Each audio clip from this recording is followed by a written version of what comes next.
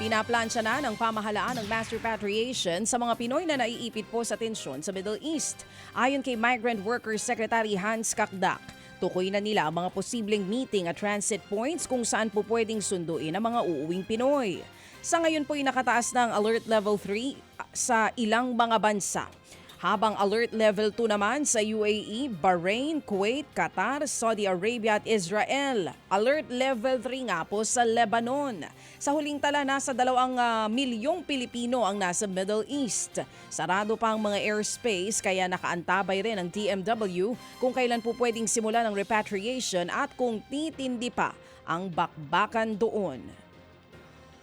Naniniwala naman pong isang law expert na may sapat na basihan para umusad ang kaso ng dating Pangulong Rodrigo Duterte sa International Criminal Court o ICC.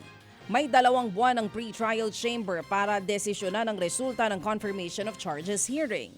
Ayon kay San Beda Graduate School of Law Dean Father Ranilio Aquino, maganda ang pagkakalatag ng mga ebidensya ng prosecution laban kay Duterte. Naniniwala din siyang hindi tatanggapin ng ICC ang depensa ng kampo ni Duterte na purely rhetoric o salita lamang ang mga naging pahayag niya noong panahon ng drug war.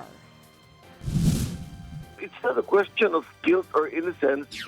It's a question of what they call in law substantial evidence.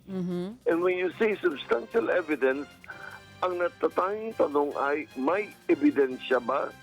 May ebidensya ba na maging basehan ng paglilitis o wala? And I think the prosecution did a very good job. Ang sabi ng defense, in essence, the President Rodrigo Duterte, the suspect, was misunderstood.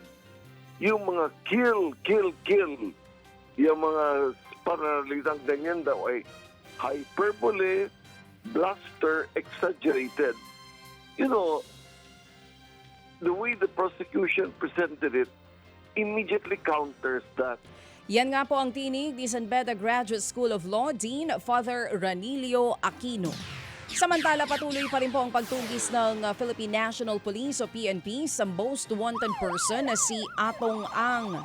Ayon kay PNP Chief General Jose Natates Jr., 20 ari-arian na ni Atong Ang kanilang na-raid.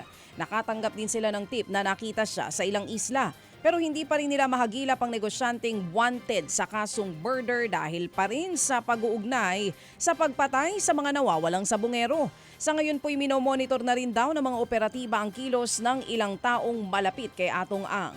Nakikipag-ugnayan din ang PNP sa mga partner nito sa ibang bansa para matukoy kung sakaling nakapuslit na siya papuntang abroad. Mga kapatid, brothers and sisters, saan ka pa? Dito na tayo sa Totoo. Dito na tayo sa True FM. Mga kapatid, mag-subscribe and follow po kayo sa social media accounts ng True Network PH. Yan po kami, hanapin nyo lang True Network PH, Facebook, Instagram, YouTube, TikTok, and podcast. Mapa-Apple or Spotify man yan, mahahanap nyo kami. Lahat ng mga napapanood at napapakinggan nyo po sa programa, nasa social media accounts namin yan. So paano mga kapatid? See you sa social media!